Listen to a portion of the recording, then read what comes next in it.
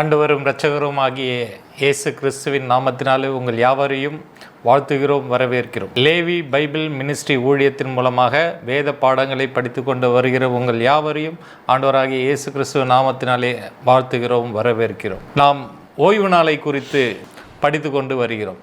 முதல் 2 பாகங்களை பார்த்துவிட்டு இந்த 3வது பாகங்களை பார்த்தால் உங்களுக்கு இது புரிவதற்கு ஏதுவாக இருக்கும். முதல் பாகத்திலே நாம் ஓய்வு நாளை குறித்து பார்த்துருக்கிறோம். 2வது பாகத்திலும் பார்த்துருக்கிறோம். சொந்த பேச்சு என்றால் என்ன? சொந்த பேச்சு என்றால் அநேகர் அது திருமண பேச்சு, தொழில் பேச்சு அப்படி என்று சொல்வது உண்டு. அது சொந்த பேச்சு என்றால் என்ன என்பதை நாம் பார்த்தோம். அதேபடி உன் வீட்டில் சுமை சுமக்கக்கூடாது என்று சொல்வார்கள். அப்படி சுமை சுமக்கக்கூடாது என்பது வீடு காலி பண்ணக்கூடாது என்பதை நாம் தவறாக நினைத்து கொண்டிருக்கிறோம். அதனால் அது சொந்த பேச்சு என்றால் என்ன என்பதை 2ஆம் பாகத்திலே பார்த்தோம். இப்போது 3ஆம் பாகத்திலே ஓய்வு நாளை குறித்து நாம் பார்க்க போகிறோம். ஓய்வு நாள் எப்படி வந்தது, எதன் அடிப்படையில் வந்தது என்பதை குறித்து நாம் பார்ப்போம். ஆதியாகம புஸ்தகம் 2வது அதிகாரம் 2வது வசனம் 3வது வசனத்தை வாசிப்போம். தேவன் தாம் செய்த தம்முடைய கிரியையை 7ஆம் நாளிலே நிறைவேற்றி தாம் உண்டாக்கின தம்முடைய கிரியைகளை எல்லாம் முடித்த பின்பு 7ஆம் நாளிலே ஓய்ந்திருந்தார். தேவன் 6 நாள் கிரியைகளை செய்து முடித்து ஓய்ந்திருந்தபடியினால் ஓய்வு நாள் உண்டாகியது. இயேசு கிறிஸ்து தன்னுடைய ஊழிய காலத்தில் கர்த்தர் படைத்த 6 நாள் படைப்புகளை, கிரியைகளை ஆவிக்குரிய படைப்புகளாக, கிரியைகளாக மாற்றி சிலுவையிலே முடித்து ஓய்ந்த அந்த நொடியிலிருந்து பரலோகத்தில் இளைப்பாறுதல் கிடைக்கிற நாள் வரையிலும் ஓய்வு நாள் தொடர்கிறது என்று நாம் பார்த்தோம். ஓய்வு நாள் என்றால் சனிக்கிழமையோ ஞாயிற்றுக்கிழமையோ அல்லது வாரத்தின் எந்த ஒரு நாளோ ஓய்வு நாள் கிடையாது.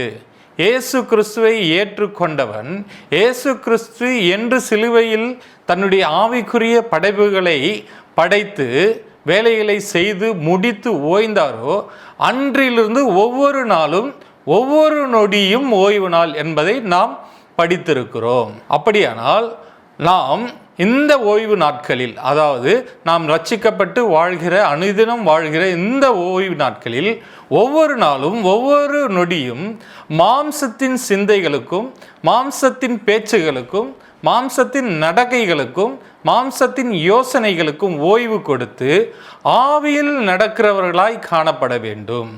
இதுதான் உண்மையான ஓய்வு நாளுக்குரிய வாழ்வு. இதுதான் பரம எருசலேமின் வாழ்வு என்பதை குறித்து நாம் பார்த்து கொண்டு வருகிறோம். ஓய்வு நாளின் முக்கிய நோக்கம் மனிதனுடைய ஆத்துமா இளைப்பாறுதலை கண்டடைய வேண்டும்.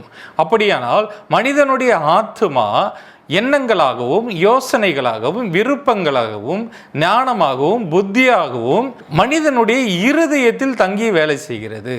அப்படியானால் இருதயத்தில் நாம் லௌகீக பாரங்களையோ கவலைகளையோ சிந்திக்காமல், பாரங்களை சுமக்காமல், இருதயத்தை மன மகிழ்ச்சியாகவும் மன ரம்யமாகவும், பிலிப்பியர் 4:4 சொல்லப்பட்டதுள்ள போல நாம் இருதயத்தை மன மகிழ்ச்சியாய் வைத்து கொள்வதுதான் ஓய்வு நாளுடைய முக்கிய நோக்கமாக இருக்கிறது. இது எந்த மாம்ச வேலைகள் சம்பந்தமானது இல்லை என்பதை குறித்து நாம் பார்த்து கொண்டு வருகிறோம். இன்றைக்கு நாம் பார்க்க போகிறது, ஞாயிற்றுக்கிழமைகளில் சொந்த வேலையை செய்யாதிருப்பாயாக என்று அநேகர் சொல்வது உண்டு. அதாவது ஞாயிற்றுக்கிழமை ஓய்வு நாள் என்பதை போல ஞாயிற்றுக்கிழமையில் சொந்த வேலை செய்யாதே, சொந்த தொழில் செய்யாதே என்று சொல்வதை நாம் கேள்விப்பட்டிருக்கிறோம். ஞாயிற்றுக்கிழமை ஓய்வு நாள் கிடையாது. ஞாயிற்றுக்கிழமை என்பது சபை கூடுகிற நாள். அது கிறிஸ்து வாரத்தின் 1வது நாள் உயிர்த்தெழுந்த நாளாய் இருக்கிறபடினால் கிறிஸ்துவை நினைவு கூறும்படியாக சீஷர்கள் வாரத்தின் 1வது நாளில் சபை கூடியதை நாம் சபை கூடுதலின் நாளாக கடைபிடித்து வருகிறோம். எனவே ஞாயிற்றுக்கிழமை ஓய்வு நாள் கிடையாது. அதனால் ஞாயிற்றுக்கிழமையில் சொந்த வேலை செய்யாதே, சொந்த தொழில் செய்யாதே என்று சொல்வதை கேள்விப்பட்டிருக்கிறோம். இந்த சொந்த வேலை செய்யாதே என்று சொன்னது எதிலிருந்து வந்தது என்று பார்க்க போகிறோம். ஏசாயாவின் புஸ்தகம் 58வது அதிகாரம் 13வது வசனத்தை வாசிப்போம். என் பரிசுத்த ஓய்வு நாளாகிய என் பரிசுத்த நாளாகிய ஓய்வு நாளிலே உனக்கு இஷ்டமானதை செய்யாதபடி உன் காலை விலக்கி உன் வழிகளின்படி நடவாமலும் உனக்கு இஷ்டமானதை செய்யாமலும் உன் சொந்த பேச்சை பேசாமலும் இருந்து ஓய்வு நாளை மனமகிழ்ச்சி நாள் என்றும் கர்த்தருடைய பரிசுத்த நாளை மகிமையுள்ள நாள் என்றும் சொல்லி அதை மகிமையாக எண்ணுவாயானால். இப்போ மன மகிழ்ச்சியாக நாளாக ஓய்வு நாளை ஆசரிக்கும்படியாக நாம் வாழ்வது என்பது நாம் சொந்த வேலையை செய்யக்கூடாது. அப்படியானால் சொந்த வேலை என்றால் என்ன என்பதை குறித்து நாம் பார்க்க போகிறோம். இயேசு கிறிஸ்துவும் தன் சொந்த வேலையை செய்யவில்லை. பிதா அவருக்கு கட்டளையிட்டதை மட்டுமே அவர் செய்தார். அப்போ தன்னுடைய சொந்த விருப்பத்தின்படி செய்வதுதான் சொந்த வேலை என்பதை பார்க்க போகிறோம். யோவான் எழுதின சுவிசேஷம் 5வது அதிகாரம் 30வது வசனம். நான் என் சுயமாய் ஒன்றும் செய்கிறதில்லை. நான் என் சுயமாய் ஒன்றும் செய்கிறது இல்லை. நான் சொந்த வேலையை செய்வது இல்லை. நான் கேட்கிறபடியே நியாயம் தீர்க்கிறேன். நான் கேட்கிற பிதாவினிடத்தில் கேட்கிறபடியே அவருடைய நீதி நியாயத்தின்படியே நியாயம் தீர்க்கிறேன். என்னுடைய விருப்பத்தின்படி என்னுடைய வெறுப்பின்படி ஒருவனை நியாயம் தீர்க்காமல் பிதா எனக்கு என்னென்ன சத்தியத்தை சொல்லியிருக்கிறாரோ அதன்படியே நியாயம் தீர்க்கிறேன். அப்போ தன்னுடைய சொந்த விருப்பத்தின்படி நாம் செயல்படுவது தான் சொந்த வேலை. இந்த சொந்த வேலையை நாம் புரிந்து கொள்ளாமல் நாம் என்ன நினைக்கிறோம், ஞாயிற்றுக்கிழமைகளில் சொந்த தொழில் செய்யக்கூடாது, சொந்த வேலை செய்யக்கூடாது என்று தவறாய் புரிந்து கொண்டிருக்கிறோம். தம்முடைய சித்தத்தின்படி நடக்கிறது தான் சொந்த வேலை. பிதாவின் சித்தத்தின்படி நடக்கிறது தான் ஆவிக்குரிய வேலை. இயேசு கிறிஸ்து தன் சொந்தமாக எதுவும் செய்யாமல் பிதா என்ன சொன்னாரோ அதன்படி செயல்பட்டார். மத்தேயு எழுதின சுவிசேஷம் 7வது அதிகாரம் 21வது வசனம் வாசிப்போம். பரலோகத்தில் இருக்கிற என் பிதாவின் சித்தத்தின்படி செய்கிறவனே பரலோக ராஜ்யத்தில் பிரவேசிப்பானே அல்லாமல் என்னை நோக்கி கர்த்தாவே கர்த்தாவே என்று சொல்லுகிறவன் அதில் பிரவேசிப்பதில்லை.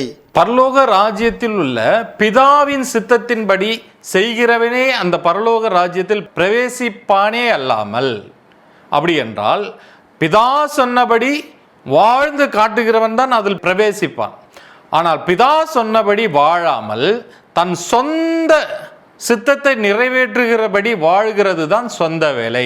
அப்படி செய்கிறவன் பரலோக ராஜ்யத்தில் பிரவேசிப்பதில்லை. 22வது வசனம் வாசி. அந்நாளில் அநேகர் என்னை நோக்கி கர்த்தாவே கர்த்தாவே உமது நாமத்தினாலே தீர்க்க தரிசனம் உரைத்தோம் அல்லவா, உமது நாமத்தினாலே பிசாசுகளை துரத்தினோம் அல்லவா, உமது நாமத்தினாலே அநேக அற்புதங்களை செய்தோம் அல்லவா என்பார்கள்.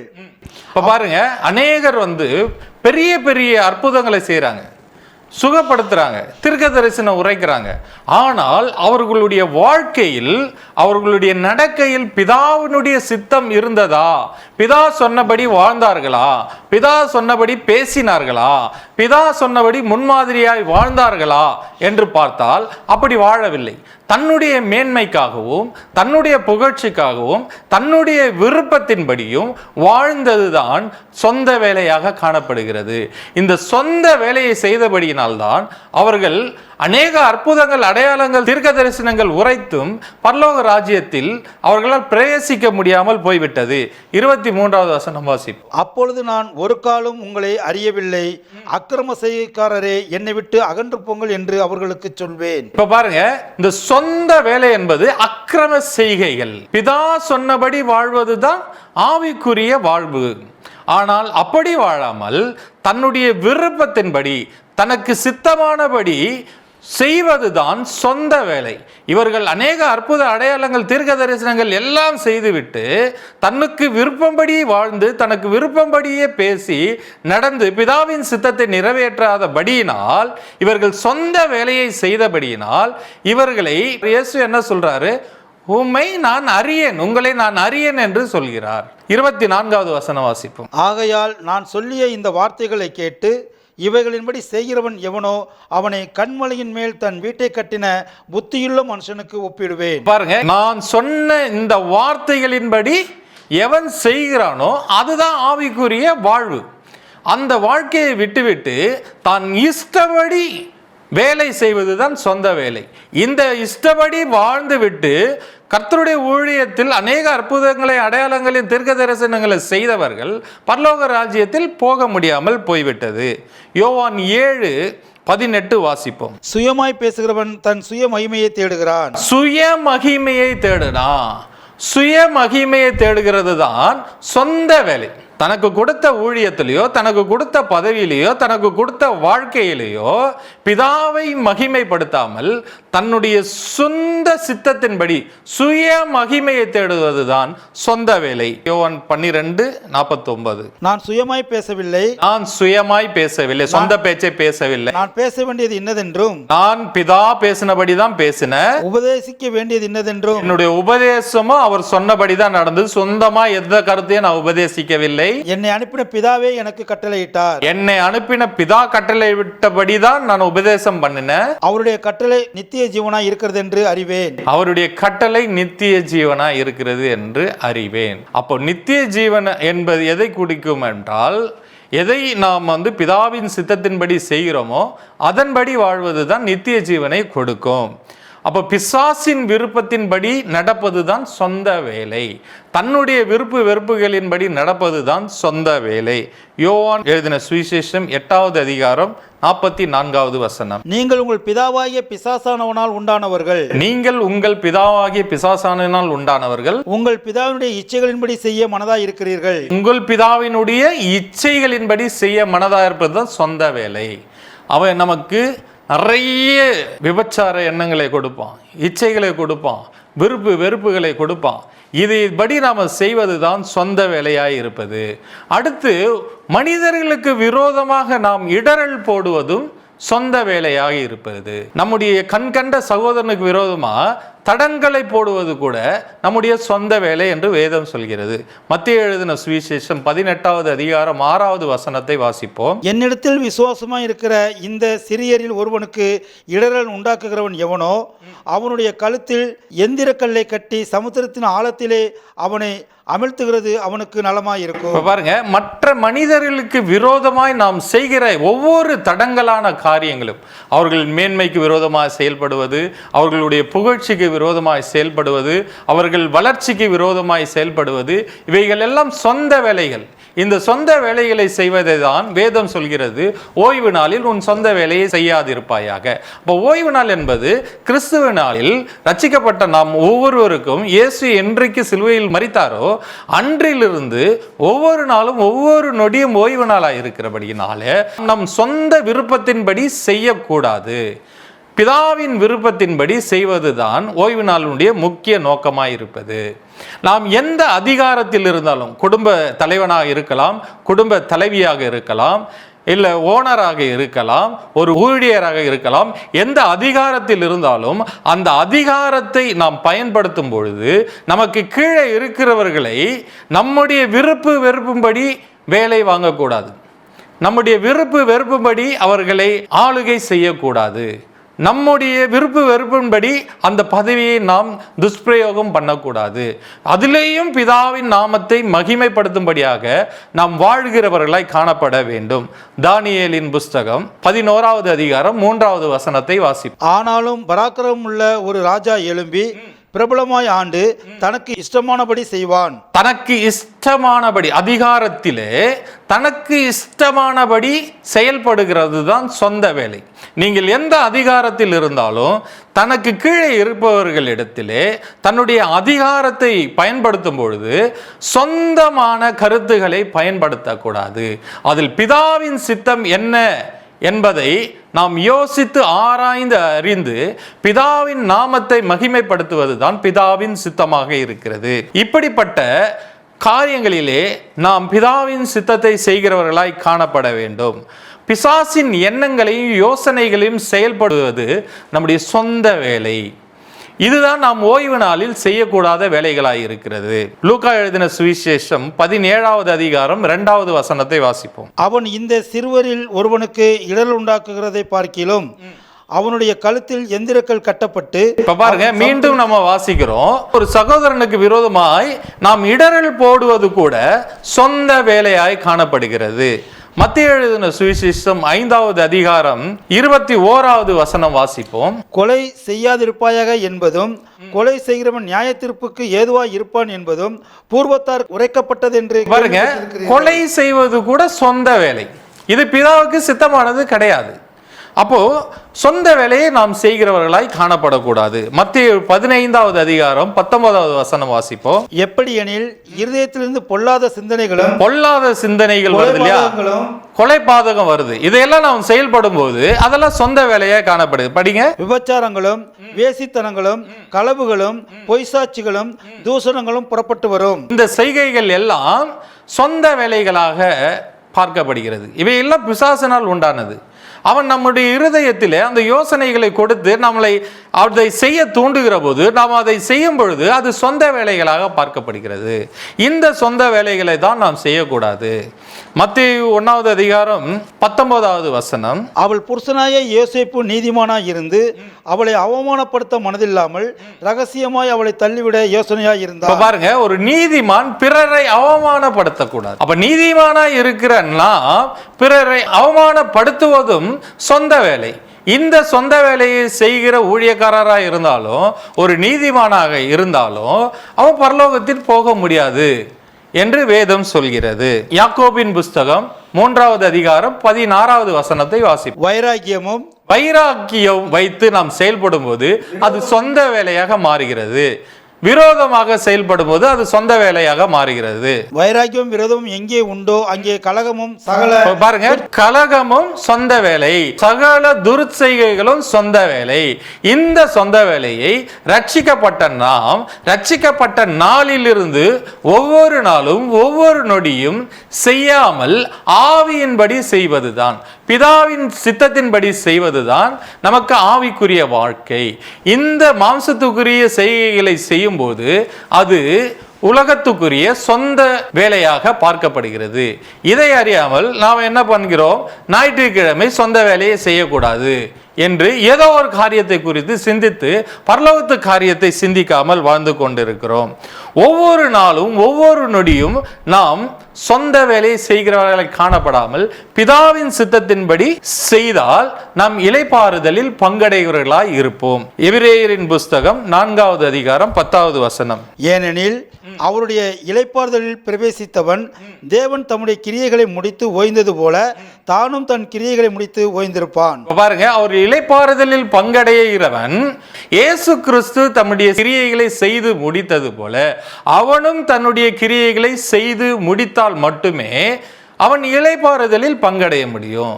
சொந்த வேலையை, சொந்த விருப்பத்தை, சொந்த வெறுப்பை, சொந்த இச்சையை, சொந்த மேட்டிமையை, சொந்த பெருமையான பேச்சை செய்கிறவர்கள் அதில் பிரவேசிக்க மாட்டார்கள். ஞாயிற்றுக்கிழமை தொழில் செய்யக்கூடாதா? இப்போது நாம் ஞாயிற்றுக்கிழமை சொந்த வேலை செய்யக்கூடாது என்பதை குறித்து பார்த்தோம். அடுத்து ஞாயிற்றுக்கிழமை தொழில் செய்யக்கூடாதா? அப்போ ஞாயிற்றுக்கிழமை ஓய்வு நாள் இல்லை அப்படின்னால் அதில் தொழில் செய்யக்கூடாதா என்று கூறுவதை நாம் கேட்டிருக்கிறோம். அப்போ தொழில் செய்வது, வாங்குவதோ விற்பதோ அதை செய்யக்கூடாது என்று சொல்கிறார்கள். அப்போ நெகேமியாவின் புஸ்தகம் 13வது அதிகாரம் 15, 16, 17 வசனங்களை வாசிப்போம். அந்த நாட்களில் நான் யூதாவிலே ஓய்வு நாளில் சிலர் ஆலைகளை மிதிக்கிறதையும் சிலர் தானிய பொதிகைகளை கழுதைகளின் மேல் ஏற்றிக்கொண்டு வருகிறதையும் திராட்சை ரசம், திராட்சை பழம், அத்திப்பழம் முதலானவைகளின் பற்பல சுமைகளை ஓய்வு நாளிலே எருசலேமுக்கு கொண்டு வருகிறதையும் கண்டு அவர்கள் தின்பண்டம் விற்கிற நாளை பற்றி அவர்களை திடசாட்சியாய் கடிந்து கொண்டேன். மீனையும் சகலவித சரக்குகளையும் கொண்டு வந்து ஓய்வு நாளிலே யூதா புத்திரருக்கும் எருசலேமில் இருக்கிறவர்களுக்கும் விற்கிற சில தீரியரும் உள்ளே குடியிருந்தார்கள். பாருங்க, ஓய்வு நாளில் திராட்சை பழம், திராட்சை ரசம், அத்திப்பழம், தானியம், மீன் இவைகளை விற்றார்கள். இவர்களை விற்கக்கூடாது, இவைகளை வாங்கக்கூடாது என்று திடசாட்சியாய் தடை செய்தார்கள். நெகேமியா 10வது அதிகாரம் 31வது வசனம் வாசிப்போம். தேசத்தின் ஜனங்கள் ஓய்வு நாளிலே சரக்குகளையும் எந்தவித தானிய வசத்தையும் விற்கிறதற்கு கொண்டு வந்தால் நாங்கள் அதை ஓய்வு நாளிலும் பரிசுத்த நாளிலும் அவர்கள் கையில் கொள்ளாதிருப்போம் என்றும் நாங்கள் 7ஆம் வருஷத்தை விடுதலை வருஷமாக்கி சகல கடன்களையும் விட்டுவிடுவோம் என்றும் ஆணையிட்டு பிரமாணம் பண்ணினார்கள். பாருங்க, ஓய்வு நாளில் இவைகளை வாங்க மாட்டோம், விற்க மாட்டோம் என்று திடசாட்சியாய் அறிவித்தார்கள். அப்படியானால் இந்த தானியம் என்றால் என்ன? இந்த திராட்சை பழம் என்றால் என்ன, திராட்சை ரசம் என்றால் என்ன, அத்திப்பழம் என்றால் என்ன, மீன் என்றால் என்ன என்றால் இவைகள் எல்லாம் இயேசு கிறிஸ்துவை சம்பந்தப்படுத்தியது. இந்த தானியம் என்பது விளைச்சலை சம்பந்தப்படுத்தியது. இந்த விளைச்சல் எதன் மூலமாக விளைகிறது? ஆதியாகமம் 27வது அதிகாரம் 28வது வசனம் வாசிப்போம். தேவன் உனக்கு வானத்து பனியையும் பூமியின் கொழுமையையும் கொடுத்து மிகுந்த தானியத்தையும் திராட்சரசத்தையும் தந்தருள்வாராக. இப்ப பாருங்க, வானத்து பனியை கொடுத்து திராட்சை ரசத்தையும் தானியத்தையும் திராட்சை பழத்தையும் உங்களுக்கு கொடுக்கிறார். அப்படின்றால் வானத்து பனி என்பது என்ன? உபாகம புஸ்தகம் 32வது அதிகாரம் 2வது வசனத்தை வாசிப்போம். மழையானது இளம் பயிரின் மேல் பொழிவது போல என் உபதேசம் பொழியும். இப்ப பாருங்க, இந்த பனி என்பது என்ன? வானத்து பனி என்பது அவருடைய உபதேசம். அவருடைய உபதேசம்தான் தானியமாய் மக்கள் சாப்பிட்டார்கள். அப்ப அந்த தானியம் என்பது என்ன? அவருடைய உபதேசம். இந்த உபதேசங்களை நாம் காசு கொடுத்து வாங்கவோ விற்கவோ கூடாது. அவருடைய உபதேசங்களை நாம் காசு கொடுத்து வாங்கவோ விற்கவோ கூடாது என்பது ஓய்வு நாளில் கட்டளையாக இருக்கிறது.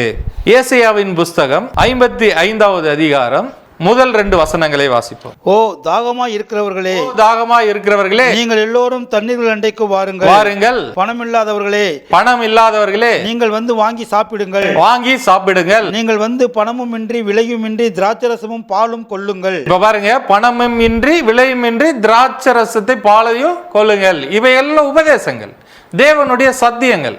இவைகளை நாம வாங்கவோ விற்கவோ கூடாது. இவையெல்லாம் இலவசமாக தான் கிடைக்கப்பட வேண்டும். 3வது வசனம். உங்கள் செவியை சாய்த்து என்னிடத்தில் வாருங்கள், கேளுங்கள், அப்பொழுது உங்கள் ஆத்துமா பிழைக்கும். தாவீதுக்கு அருளின நிச்சயமான கிருபைகளை உங்களுக்கு நித்திய உடன்படிக்கையாக ஏற்படுத்துவேன். அப்ப பாருங்க, இந்த கிருபை கூட இலவசம் தான். கிருபை என்பது ஆத்துமாவையும் மீனையும் குறிக்கிறது. இந்த மீன் என்பது ஏன் அந்த நெகேமியா காலத்தில் மீன் கூட வாங்கக்கூடாது விற்கக்கூடாது என்று சொல்றது? அது கிருபையை குறிக்கிறது, அது ஆத்துமாவை குறிக்கிறது. இயேசுதான் அந்த மீன். அவர் தான் இலவசமா நமக்கு கொடுக்கப்பட்டார். நாம் இலவசமா பெற வேண்டியதை காசு கொடுத்து வாங்காதே என்பதுதான் தொழில் செய்யாதே என்பதனுடைய அர்த்தமாக இருக்கிறது. 2 ராஜாக்களின் புஸ்தகம் 18வது அதிகாரம் 32வது வசனம். அவனவன் தன் தன் திராட்சை செடியின் கனியையும் தன் தன் அத்திமரத்தின் கனியையும் புசித்து அவனவன் தன் தன் கிணற்றின் தண்ணீரை குடியுங்கள். இவ்விதமாய் நீங்கள் சாகாமல் பிழைப்பீர்கள். இவ்விதமாக சாகாமல் பிழைப்பீர்கள். அவனவன் தன் தன் திராட்சை ரசத்தையும் தன் தன் அத்தி பழத்தின் கனியையும் புசிக்க வேண்டும். அப்படின்னா சமாதானமுடைய வாழ்க்கையை குறிக்கிறது. அந்த நிழல் அத்திமரத்தின் நிழலும் திராட்சை செடியின் நிழலும் நமக்கு சமாதானத்தை கொடுக்கிறது. இந்த சமாதானமும் நமக்கு இயேசு இலவசமாக கொடுத்தார். 2 ராஜாக்களின் புஸ்தகம் 20வது அதிகாரம் 7வது வசனம். பின்பு ஏசாயா அத்திப்பழத்து அடையை கொண்டு வாருங்கள் என்றான். அதை அவர்கள் கொண்டு வந்து பிளவையின் மேல் பற்று போட்ட போது அவன் பிழைத்தான். இப்ப பாருங்க, அத்தி பழத்தினால குணம் உண்டாகிறது, சுகம் உண்டாகிறது. அப்போ இந்த ஓய்வு நாளில் குணப்படுத்துறதும் இலவசம் தான். அதையும் நம்ம காசு கொடுத்து வாங்கக்கூடாது. இப்ப கிருபையை காசு கொடுத்து வாங்க முடியாது, குணத்தை காசு கொடுத்து வாங்க முடியாது, உபதேசத்தை காசு கொடுத்து வாங்க முடியாது. இதுதான் தொழில் செய்வது. இதை வைத்து தொழில் செய்வதை தான் ஓய்வு நாளில் சொந்த தொழிலை செய்யாதே என்று கூறப்பட்டது.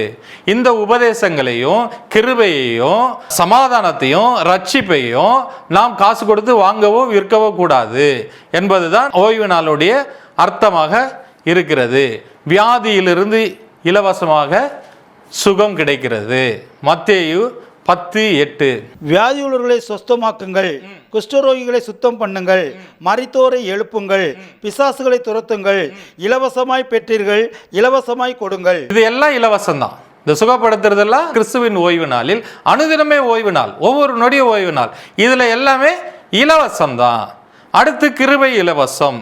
ரோமர் 3:24. இலவசமாய் அவருடைய கிருபையினாலே கிறிஸ்து இயேசுவில் உள்ள மீட்பை கொண்டு நீதிமான்களாக பாருங்க. அந்த கிருபையும் கிறிஸ்துவனால நமக்கு இலவசமாக கிடைக்கிறது. சுவிசேஷமும் இலவசம் தான்.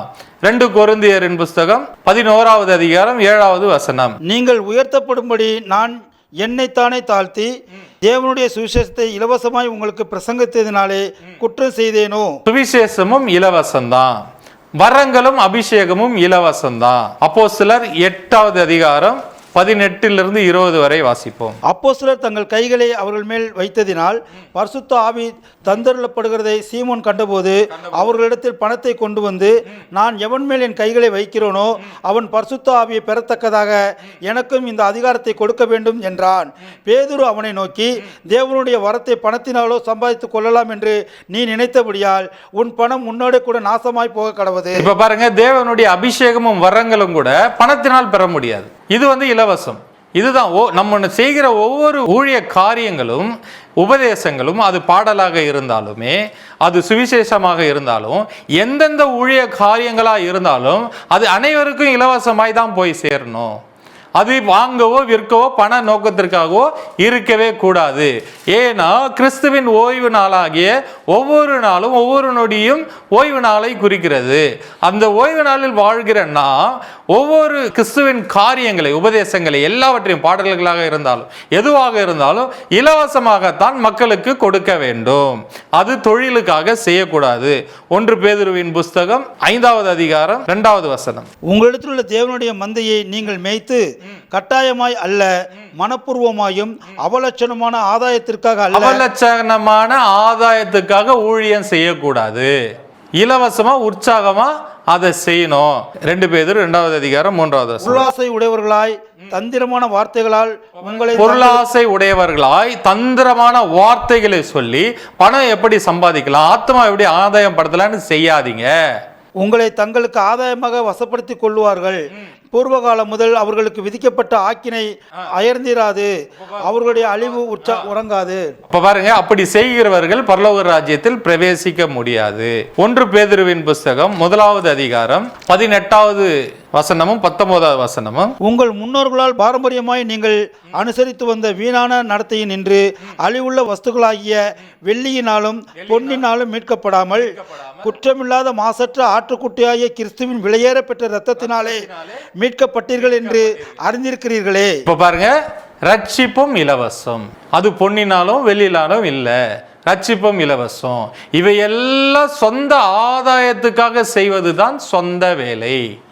பிதாவின் சித்தம் இல்லாமல் செயல்படுவதுதான் சொந்த வேலை. இதை அறியாமல் ஞாயிற்றுக்கிழமையில் நாம் சொந்த வேலை செய்யக்கூடாது, சொந்த தொழில் செய்யக்கூடாது என்பதை புரிந்து கொண்டு நாம் ஞாயிற்றுக்கிழமைகளில் அப்படி செய்யாமல் இருக்கிறோம். ஆனால் ஒவ்வொரு நாளும் நாம் சொந்த வேலையை செய்யக்கூடாது, ஒவ்வொரு நாளும் சொந்த தொழிலை செய்யக்கூடாது. கிறிஸ்துவுக்காக கிறிஸ்துவின் சித்தத்தின்படி வாழ்வதுதான் ஆவிக்குரிய வாழ்க்கை. பிதாவினுடைய சித்தத்தின்படி ஊழியம் செய்வதுதான் ஆவிக்குரிய ஊழியம்.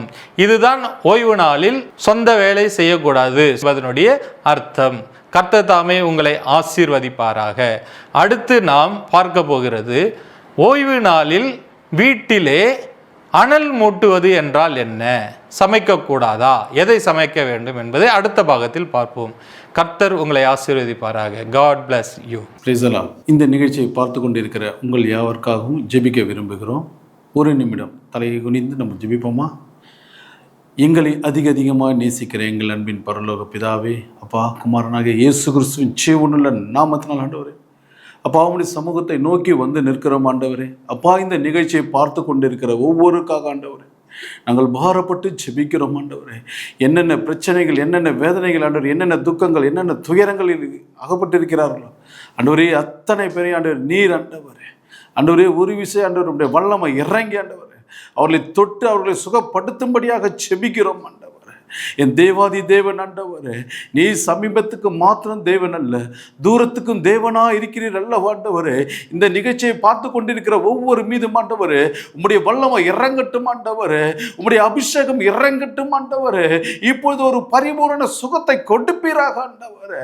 நீர் இந்த நாளில் ஆண்டவரே இதை பார்த்து கொண்டிருக்கிற ஒவ்வொரு மீதும் ஆண்டவரே உம்முடைய ஆணி பாய்ந்த கரத்தை வைப்பீராக ராஜா.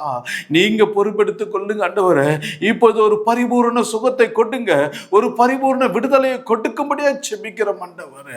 அப்பா, நீர் அவர்களை தொட்டு சுகப்படுத்தி ஆண்டவரே ஒரு விடுதலையை கொடுத்ததற்காக அப்பா உமக்கு கோடி கோடி நன்றிகளை இருக்கிறோம் ஆண்டவரே. நீங்க தொட்டு சுகப்படுத்தினதற்காக உமக்கு நன்றி செலுத்துகிறோம். இயேசு கிறிஸ்துவின் ஜீவனுள்ள நாமத்தில் ஜெபிக்கிறோம் ஜீவனுள்ள நல்ல பிதாவே. கர்த்தர் உங்களை சுகமாக்கி விட்டார். கர்த்தர் உங்களுடைய பிரச்சனைகள் எல்லாம் மாற்றி விட்டார். இயேசு கிறிஸ்துவின் நாமத்திற்கு மகிமை உண்டாவதாக. ஆமென்.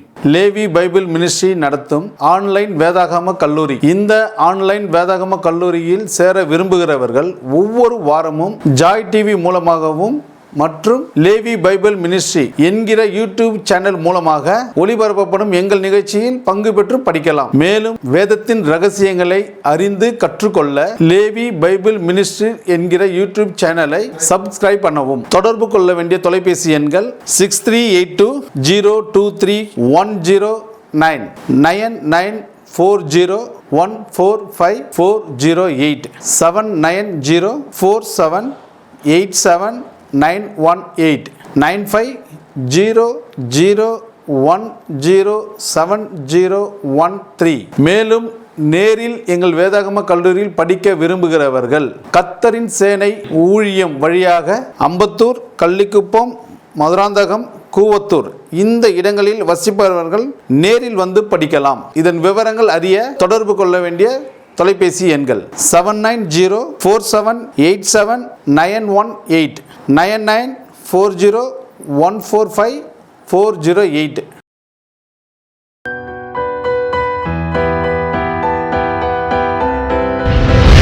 கர்த்தர் உங்களை ஆசீர்வதிப்பாராக.